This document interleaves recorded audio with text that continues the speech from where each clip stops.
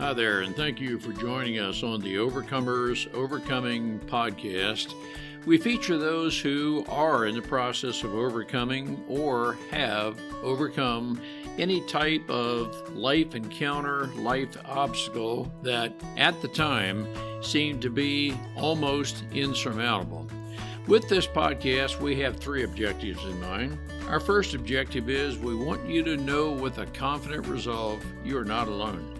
We want to work with you. We want you to know there are others who are working with you, who want to help you through whatever you are encountering, and together we will get through whatever you're experiencing. Our second objective is there are multiple options for any life encounter you are facing.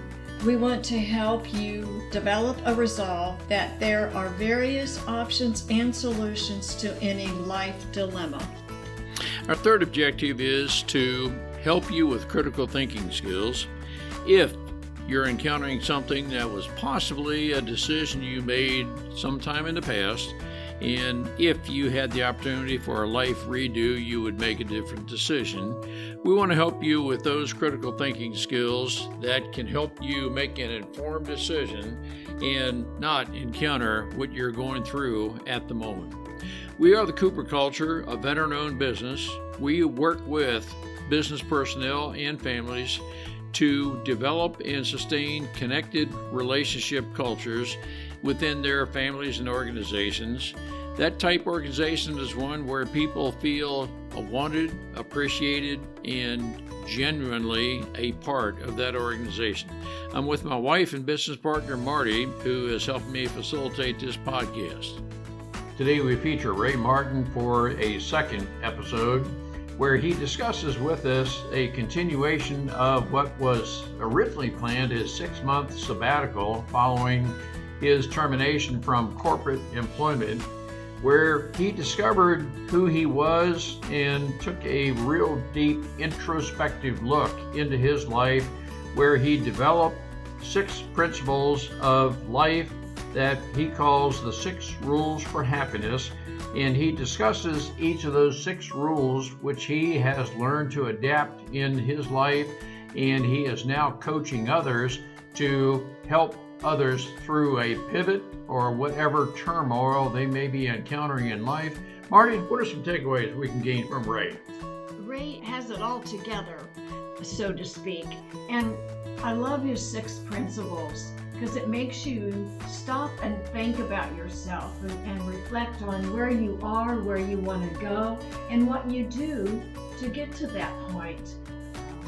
Really a great podcast with someone that's done it and can show you how to do it. It's a great opportunity to be an inspiration for each of us to take an introspective look, maybe take some time off to be alone where we can just set aside all of the world cares and take a deep introspective look. Let's listen and learn together. Ray, it's good to have you back with us. To our listeners who are listening for the first time, you spoke with us about 6 months ago, well, 4 or 5 months ago in August of 2025.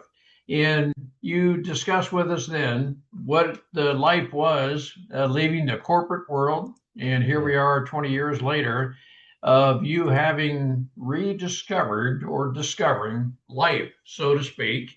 You have a website that is Life Without a Tie. I do. And so describing you outside the corporate world, and very briefly, you went on what you were thinking might be about a 6-month or so sabbatical, which turned out to be, from my perception, kind of a life-defining time away from.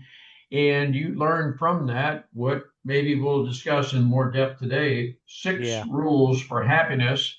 And Ray, welcome back. But I think our listeners are going to be really intrigued to learn the 6 rules you discovered for your life, because there's a very good possibility any number of our listeners are going through necessarily a life transition pivot at this point. And whatever they're going through might be confusing, and they're just curious how to even sort through these things, and maybe you can help them. Well, in that case, I hope what we say is of value to your listeners. I really do. I mean, just as a footnote, when I came to, I met so many people when I took this extended sabbatical. I never thought for a minute it was going to last 14 years. It was supposed to be 6 months. It just carried on and on. I was learning so much and discovering so many things that I could do where in the places I was, which will really contribute to the local communities that it just extended and extended. But when I came to write the story, because so many people stopped me in my tracks on the journey and said, if you ever write a book about this, please let us know. We'd love to read the details of it. I came to write the book and my editors, and thank God they said this, my editors said to me, the manuscript is great, the story is clear, but could you make an additional chapter to let the reader of the book know what was the wisdom that you gained from that 14 years? And at first, when they asked me that, I kind of was in stunned silence. I thought, oh my gosh, how am I going to tease out for myself what I learned over 14 years? What is the wisdom, But I sat with it for quite a few weeks and eventually came up with these 6 principles. I call them rules, but they're really principles that I realized looking back had really served me during my journey, but had also served me as a corporate leader. So the wisdom I'm sort of distilling here is from my entire life. It's not necessarily from the journey, but it was the journey that prompted me to put them together. So shall I start by saying what the first of the 6 is? Please do, Ray. I think that'll be good. Okay. So the first rule, I call it build yourself a strong core foundation of self-awareness. It strikes me these days that to be really happy and live an extraordinary life requires a personal commitment to self-awareness. And without that, it's very, very hard to live happily. And what that means is taking time to reflect on everything that's happening to you, good or bad, and sort of doing some wise and deep reflections and saying, what am I doing in my life that's really working well? Where could I do more of that? And what am I doing in my life where the results aren't so great? And how can I improve that part of my life? Whether it's my relationships, whether it's my colleagues, whether it's things I'm making or building. So I think the first rule is the foundation rule, building a strong core of self-awareness. For me, that's helped my work as a coach, immensely, just having my own journey of self-awareness and understanding like things like within the dashboard of self-awareness, there are things like, what are my values? What's most important to me every day when I wake up that I have to experience? What is my vision for my life? What's the picture of where I'm headed? And am I on course? Am I off track? How am I getting there? What is the purpose that I have for doing what I do? What's my intention behind all of this? What are the beliefs that I'm holding in my thinking that are really empowering me, that really support me to do well? And what are the beliefs that I'm holding in my thinking that really limit me and prevent me from taking risks, from stepping outside my comfort zone, and from growing and expanding and stepping into stretch? And then the last couple of things on the dashboard are things like, what are my driving forces that are in my subconscious? Like, for example, all of us have forces that are driving us. The need for belonging, the need for variety, the need for security, the need for recognition, the need to give service. They're all essential human needs. We all have them, and they all go up and down at different times. And then the last one is where am I in my element? I don't know if you remember Sir Ken Robinson, the lovely Englishman who died a couple of years ago. He used to talk about when you've got things you're naturally good at, your skills, and things that you really care a lot about in the world, your passions. When these two things collide, you're working in your element. You're doing stuff that you love and stuff that you're really good at. So that puts us already in a completely different state inside ourselves. And you too, I don't know if you can think of things you do which puts you in your element. You lose all track of time. You're totally absorbed by it. It gives you loads of energy. You could do it all day long. You'd be very happy. Like for me, listening to music is one of those. Ray, let me ask you, it seems, and Marty and I use the term frequently, fulfillment. It seems you are defining what totally fulfills you in life through this process of determining who you are, what your values are, and so forth. Am I categorizing it correctly? Yeah, but it's one of 6 things that I think to be aware of. But the start point has to be self-awareness, because if you're not committed to self-awareness, if you're not willing to take a deep look when things don't work out, you're going to be having a difficult time to steer through life in a good way, I think. No, and I certainly agree with you. We agree with you on that. How long did it take you to develop this self-awareness? Was this just a few hours, or would you say it was Oh, several years, weeks? Oh, years. years. Yeah, I was encouraged to do this when I was in my early 20s, because I was working around some people that were very self-aware, and they gave me all sorts of practices and things I could do to develop mine. And then in my 30s, I sort of lost track of that in a way. I became much more oriented towards things going on in the outside world and running a business and being profitable and things like that. And I sort of lost my sense of being very self-aware for a while. My life imploded a little bit, as you know from our last interview. And then I got back on track and did a Vipassana meditation retreat in Thailand, 10 days of mindfulness and meditation. And then by talking to the monks and understanding what they were doing within their internal worlds, it started to reignite my interest and passion for self-awareness. And now it's a big part of my life. So at least the last 20 years. In clearly defining your values, your life purpose, and so forth, did you have to some degree, maybe over this 10-year period or so, at some various maybe points in your life, isolate yourself from the outside world influences to where you can just concentrate on and be and have your self-awareness? And Yes, because I think sometimes we have our identity in different things, and if those things are no longer there, we've lost our identity. And so it becomes let's just say temporary, what it is. But it sounds like you're saying no, you've locked into the permanent. Well, it comes and goes, to be really honest with your listeners. I have days where I forget I'm self-aware and go back into my autopilot mode and carry on like that. Some bad days, they come. But in the main, I'm always trying to return back to that sort of island within myself, as Thich Nhat Hanh calls it, your island of serenity within yourself, your home, your place of innate well-being. That's the place we're all trying to get back to, generally speaking. And I found I did Vipassana retreats. I did 3 of those. That took me into an isolation place. I did several workshops with a small group of people that had the same learning intentions that I did. So that was a kind of isolation. And I often found myself just going trekking through hills in nature. I walked the Camino one year, which took me 6 weeks, but that long meditative walk was a kind of isolation. Even though there were hundreds of people walking the Camino at the same time as me, I paid no attention to those people. I just did my own thing.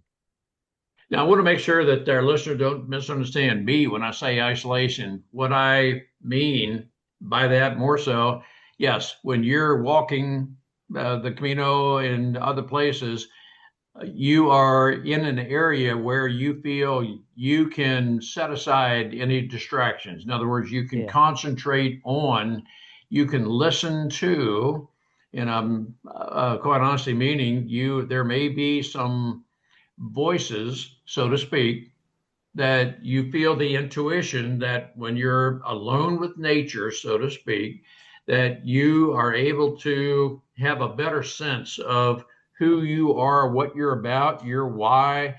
And again, I use the term fulfilling. I don't want to suppose that's what I'm describing you, Ray, but I think some listeners are saying, yeah, I think that's what I need, but I can't even put in words what I need to do to achieve the self-awareness you have achieved. Well, I don't think that's the thing about our egos, is that we think of it in terms of achievement.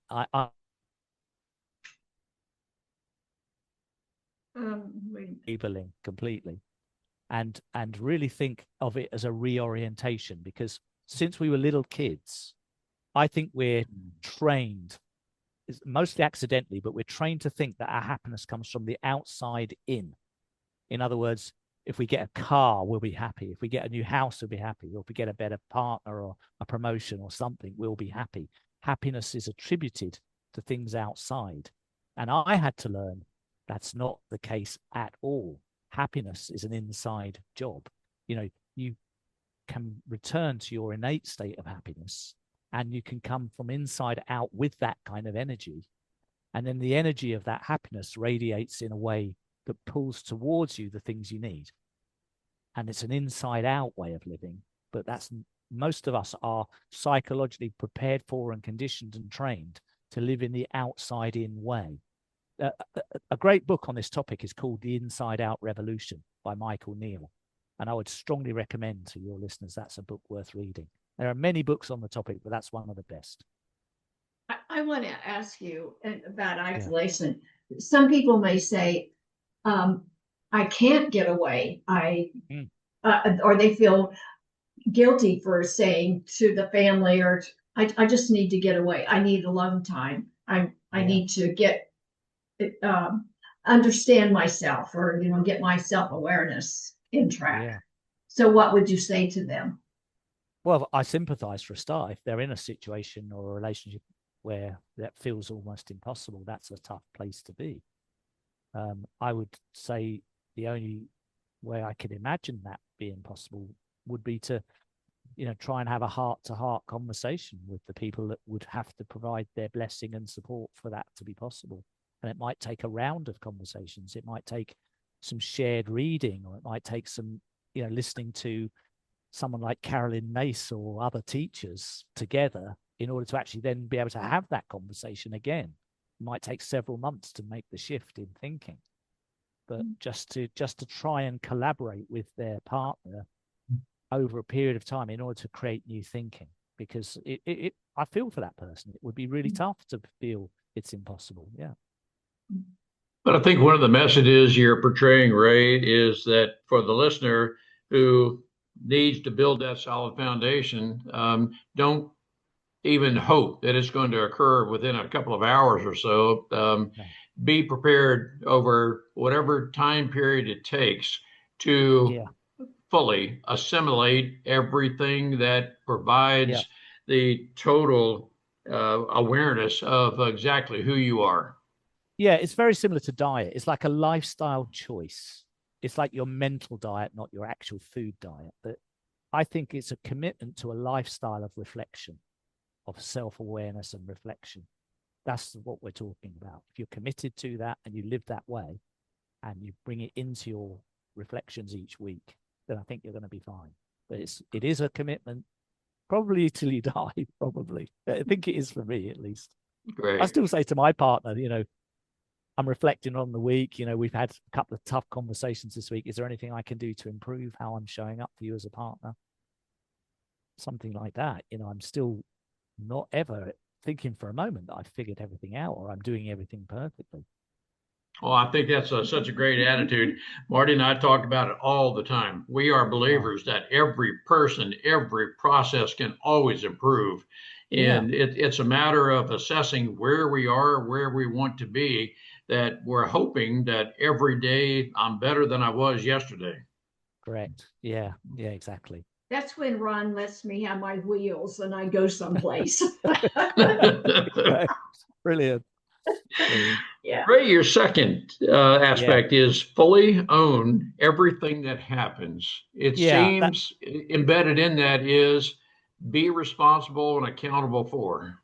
Exactly. I mean, there's no place for blame, excuses, and all of those kinds of things. There is a place for that if you want to not have such a great life, of course. But I can only give examples for myself. When I got divorced and I lost my business and stuff like that. Clearly, I could have taken the choice in that moment to say it was all the other person's fault. I was, did nothing wrong.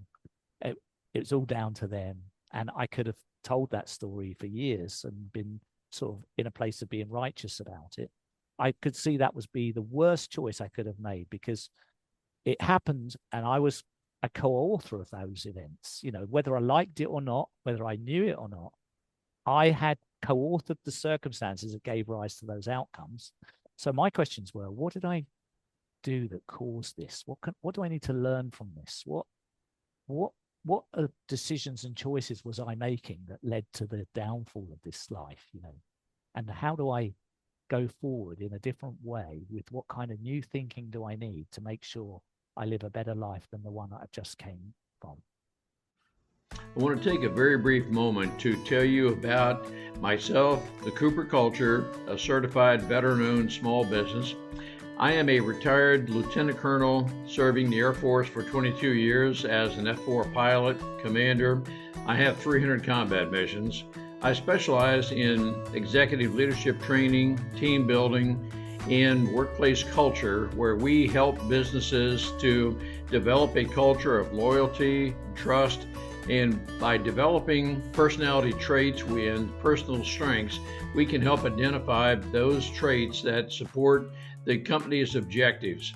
We do this through half-day and all-day training shops. I'm also a public speaker where I welcome the opportunity to speak with your group to help you develop your team to the point where people are loyal and they know exactly how they fit in the organization and contribute to your strategic objectives.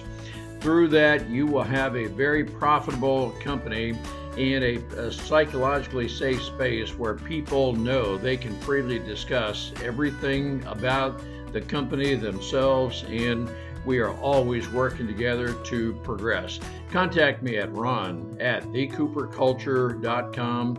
Our website is thecooperculture.com. Look forward to the opportunity to speak with your group, work with your group, to take your group to the next level to where we soar together. Let's work together. Ray, from my perspective, this could be a big hurdle for some people that some people think I am where I am, and maybe factually correct, but they think, well, you're to blame, not me. And if we have that attitude, it's very possible I brought about something to cause this. Can I assess what maybe brought us here? Maybe I did have some part in this, but you always do. It's not even maybe. You always have a part. Always. There you go. It's 100%. Yeah. There's no exception. Because when someone says to me, "Oh, I'm sorry I'm late, but the train that I caught was delayed for 3/4 of an hour. It's not my fault." I say, no, it is, because if you'd allowed for that possibility before you booked your ticket, you would have taken a train that left 2 hours earlier and had lots of time to spare. So you're right on, Ray. That's another topic that it's always a choice. It's always a choice. There is a choice part which we're 100% responsible for, what we choose. Yep. And the 100% responsibility is I have built in a margin of error, and being there 2 hours early is better than 1 minute late. Correct. And that's how I've been living, and it works for me, and it's fine. I get to sleep soundly at night because of it, Yes. Wow. That is very well said. Ray, your third principle is become your observer. That may not be self-evident to a lot of people. No, this is something I experienced directly when I went into the monastery for a 10-day meditation retreat with the monks. Because as I was sitting all day long meditating, I noticed my mind, very agitated. I noticed all the time different thoughts coming and going. I noticed my physical discomfort. And I really started the practice of noticing what was going on with me. I think, as far as I'm aware, human beings is the only species alive on the planet that has this third-person position capability, where, if I'm in my car and someone cuts across me in the traffic, I can do two things. One is I can be in autopilot and go, "What are you doing, you idiot?" And be completely in the reaction and consumed by it. Or I can take a breath mindfully as it's happening, go, "Gosh, I noticed that event that's just happened. I've got some anger arising inside myself, and I'm noticing that. I don't want to actually act it out or be have dramatic reaction from it, but I am noticing anger coming up inside me." So that's what I mean by becoming your own observer, is that ability to just slightly detach for a second and notice first, and then say, do I want to actually have my words come out that way with my anger, or do I want to choose to speak in a wiser, kinder way here, or not say anything? No, that's all good. Now, your fourth principle, create powerful, purposeful, and sustainable relationships. Yeah, I think that is very, very deeply meaningful. That yeah, I'm going to read into this. Never isolate. You're always better off around people with whom you share values, the likes, and so forth. Am I interpreting this correctly, Ray? in some ways, yes, you are. There's more to it in how I thought of it, because whenever I start working with someone for the first time, or I don't know them, and we're both, say, colleagues in a department, what are our choices? We can say, well, let's just say hello to each other politely when we show up for work, do our tasks in the office, and then politely say goodnight. We don't really ever know each other that well, but we just do our work alongside one another, and we're sort of mysteries to each other. That's one choice. At the other end of the spectrum, and the way I'm advocating for, is you sit down with that person and say, look, we've both started working in this team on the same day. I'm sure you've got some dreams and visions about where you want to get to in your best picture of life, and I've got some. Why don't we have a conversation where we share with each other what those dreams and visions are, and make some kind of agreement that we'll support each other to get to those as quickly as we can, and we'll give each other feedback, we'll encourage each other, we'll check in with each other to make sure we're on track, and we'll use our working relationship as a kind of intentional collaboration to both have richer, better, more meaningful lives. How about that? Would that be a good way of working? I think that is my choice always. That I'd much prefer working at that level of connection with other people than in the first way. And yeah, and you're right on target, Ray. Now, there are some people who would say, well, Ray, if I share information with you, if I tell you things that you don't know, that may put you in a position of being better than me. You may get a better paying job. You may get ahead of me. And now that could drive some of my personal insecurities. Therefore, oh gosh, Ray, you'd be a threat to me if I shared things with you. That could be true. And I'd say 20 years ago in management speak and thinking, that was predominantly the way of thinking. But I think things have shifted a long way now. I think young people, millennials, Gen Zs, they do not want to work in a kind of command and control hierarchical way. They definitely want this kind of authentic, real camaraderie, authentic relating, honesty, where you can't go into an office and see who's the boss and who's the subordinate. You just can't really feel it because everyone's just working together as a team. And there clearly are some bosses, but it's very hard to spot who is who. And I think, I can give you a really rock solid example of the benefits of it, because when I left to go on my 6-month sabbatical, but I actually came back 14 years later. In the last year, I was living in Warsaw in Poland. It was 13 years into my journey. And I remember I ran my own company. I had people that were employees of mine that I had set up these intentional relationships with. And one of them was a young lady called Claire, who, when I went off, the company got sold. And so she was going to be out of a job with my business. And she'd been a really loyal servant for 5 or 6 years. And so I took it upon myself to help her find the next step in her career. So I went to a rival company and I talked to them. I said, look, this is absolutely in confidence. My company is going to be sold and the people in it are not going to be working. There's one person who's very talented. She's been really loyal, brilliant. I'd really like to help her take her career to the next level. Why don't you hire her? Because you won't regret it. I know the work you're doing. It's the same as us. She's going to be a great hire for you. So I connected them both. She did actually go and work for them. And a few years later, I met the founders and I said, how's she getting on? They said, we're delighted with her. We're thrilled with her. Thank you for connecting us. It was a great thing that you did for her and for us. I said, great. And then like 5 or 6 years after that, I was in Warsaw in Poland and I called this lady, Claire. I said, how are you doing? Because she was a friend, a loyal friend. And we talked about life. She'd had 2 kids and she was married now and she had grown up a lot. And just as we were finishing the call, I said, what are you doing professionally? She said, well, I'm about to launch a new business. It's a coaching business, and we're going to be doing this coaching for emerging leaders, etc. And we're going to build a team of coaches. And I said, Lee, I said, is there room for me on the team as coach? She said, yeah, of course there is. And that was it. I literally started working with the team a few weeks later. And and that was just because of the relationship we had. All that trust was in place. And that was 13 years after we'd parted company. That's great. A lot of what you're describing, Ray, is Marty and I call it culture.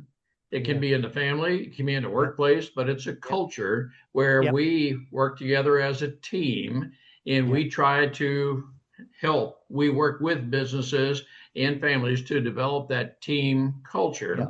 And that's when we are all functioning together, albeit we have different talents, traits, and so forth. We all function together as a good team. You can tell that Marty and I are different, but together we're a good team. Exactly. But then in the intentionality of it, you know, if you're having a dispute with someone you work with, you won't sacrifice that purposeful, powerful sustainability over trying to win an argument if it's going to wreck the relationship. That would be an unwise choice. No, that's very good. Your fifth principle, pay attention to your physical, spiritual, mental, and emotional health. Boy, that's a lot said there. I think that's has come up on the agenda in the last 10 to 15 years, much more than it used to be. And that's partly because of, you know, things like pandemics and stuff like that, which have brought it to the surface, where people went through very dark times during those times of isolation. And it's very challenging for quite a lot of people those times. But I think, you know, no one's going to be checking up to see, are we in our most resourceful inner state?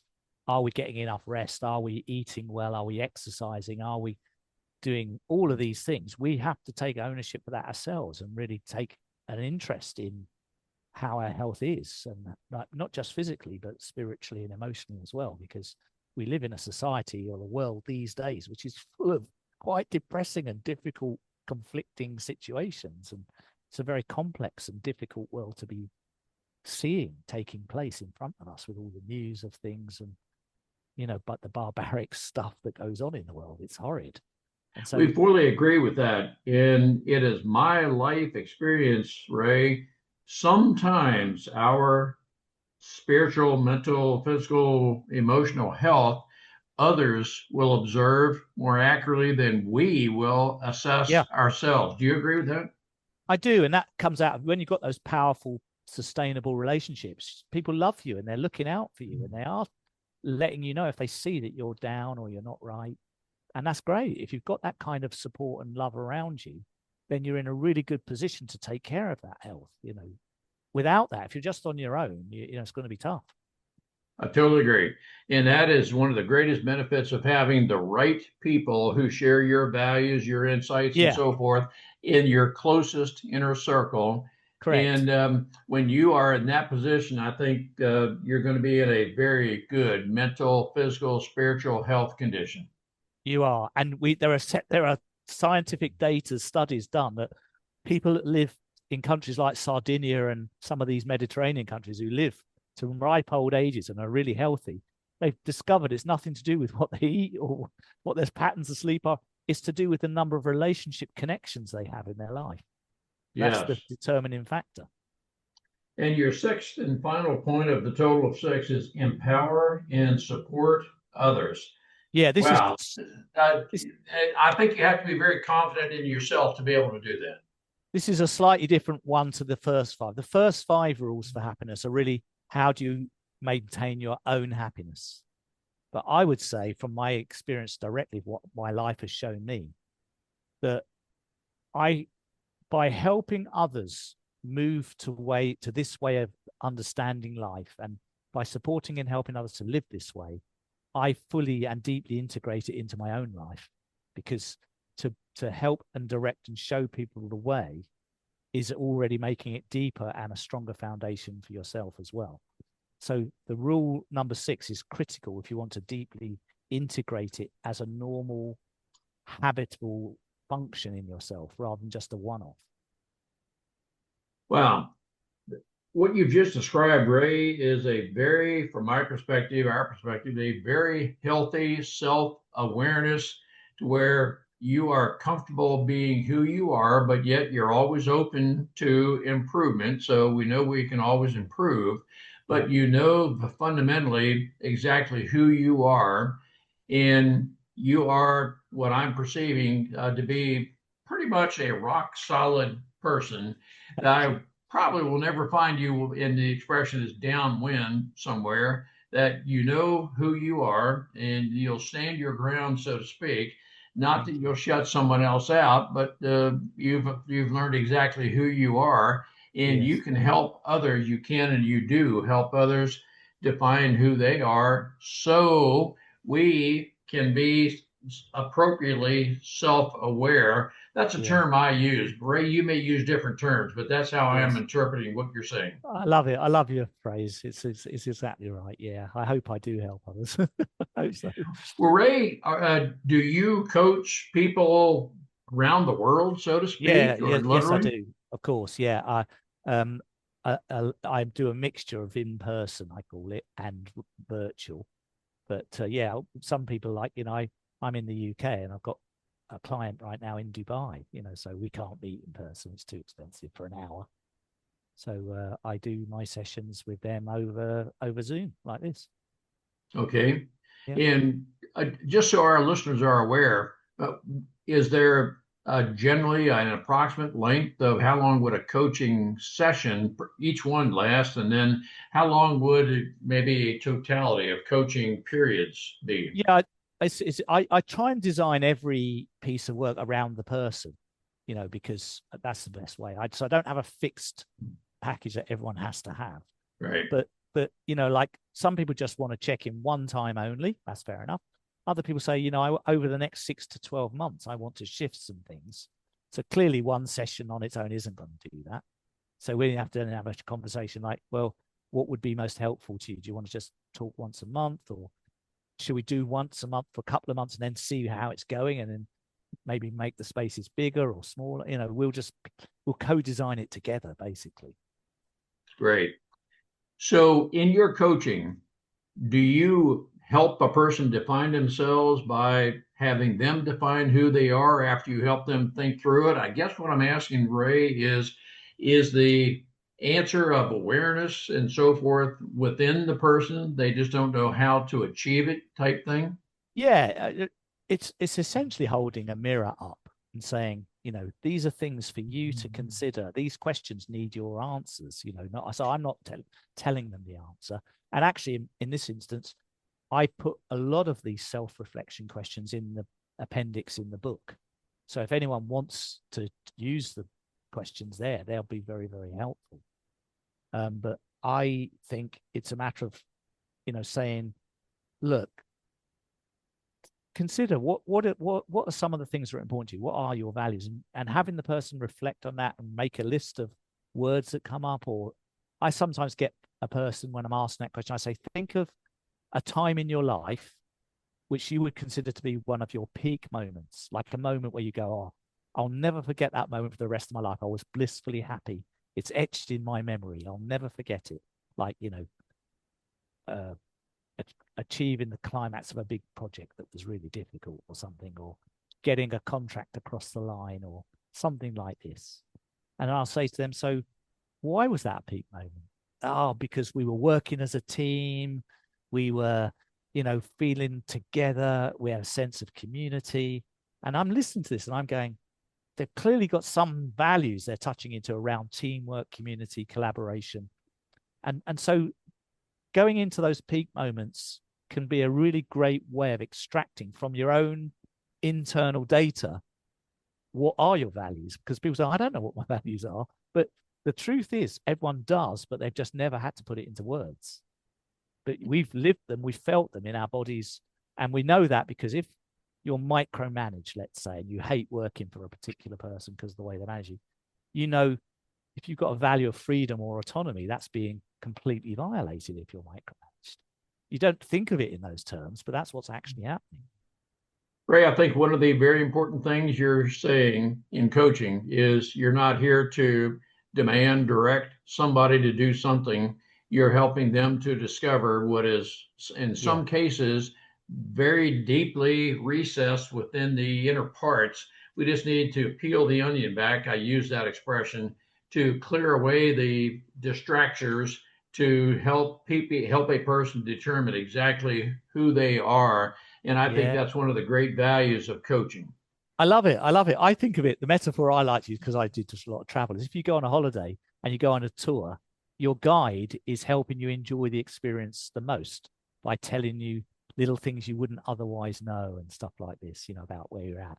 And I like to think that I can be a guide for someone's inner exploration. I'm not putting what's there is there already, but I'm standing in there with them, getting them to look at certain things that they might not otherwise turn towards and see.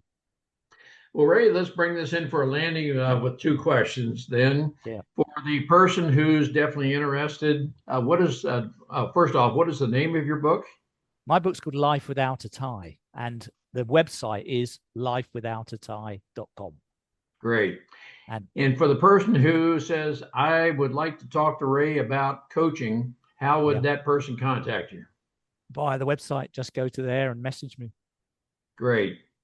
And Ray, if anyone else is on LinkedIn as well, I'm a big participant on LinkedIn. They can reach me there too. Okay, great. Ray, you've had a great life sabbatical, which lasted far longer than what you ever thought it would. But oh my gosh, yeah. Particularly meaningful. And you've done a transformation within your own life, but you're helping others to have a similar transformation. On behalf of our listeners, I want to thank you for what you have done, are doing to help others discover life as you have through your own life. And I think there are a lot of people who say, I really need to go through what Ray has gone through to discover my purpose, my why, my meaning in life. And I think there are a lot of people who are right at that point in their life. Ray, on behalf of our listeners, I want to thank you for everything you are doing and continue to do. Thank you. But I also want to reflect back to you the same, because the fact that you two take your time to make these podcasts and put this information out into the world, clearly I can see your passion for supporting people to be more knowledgeable, more wise, and have access to this kind of thinking. So I think you two are doing the same as well. No, thank you, Ray. And I'll just add to that very briefly that, yes, Marty and I have each come through different things in our life, as many people have. And so we're not here to dwell on the past, but rather to benefit others based on what we have learned from our past to affect our present and our future. Clearly, that's exactly what you're doing, Ray, and we applaud you for that. Thank you. Thanks. It's a joy to be back, and I wish you all the best for 2026. Thank you, Ray. We appreciate having the opportunity to share our and our guests' life experiences with you. The Cooper Culture advances organizations to achieve and sustain high retention rates, connected communication, and trust through personality insights and principled leadership. You can contact us at our website, thecooperculture.com, and you can contact us directly at ron@thecooperculture.com or Marty, Marty, at thecooperculture.com. We work with you to help assess aspects of your culture to advance the environment and people to their best performance. We do that through our staff of certified personal performance coaches, leadership trainers, keynote speakers, and DISC personality behavior experts. You can book a speaking engagement directly through our website by contacting us at ron@thecooperculture.com. We look forward to sharing our life experiences with you, some of which are profound, some of which are pretty funny. Some of those life experiences are ones we'll never do that again because we've been through stuff. We truly look forward to working with you, speaking with you, helping advance you in any way that we can.